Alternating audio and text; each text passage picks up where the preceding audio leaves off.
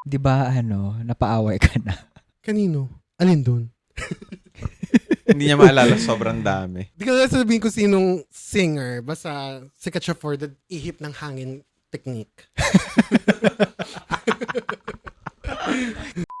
May controversial kasi na siyang about the LGBT community na parang Alam mo na. sinabi ko yung piece ko doon. And Sa Twitter. Sa Twitter. Tapos lasing din ako noon. So parang di talaga ako tumigil. For me, alam ko, tama ako noon. Pero mali lang yung methods ko. Pero tama ka. tama ako. Mali yung song, ganyan. Inaaway na ako ng fanbase niya. Tapos umabot siya sa point na minessage na ako sa Facebook nung artist. Hindi, yung asawa pala niya. Yung nauna. Yung asawa pala niya muna na later on nagka-chismis. I was right. I was right all along. Kita tayo dito at this time, Starbucks, 1 p.m., ganyan, kemi-kemi. Nahamon ako. Suntukan yun, di ba? Tapos pa ako, bahala ka dyan. Gagawin ko sa'yo.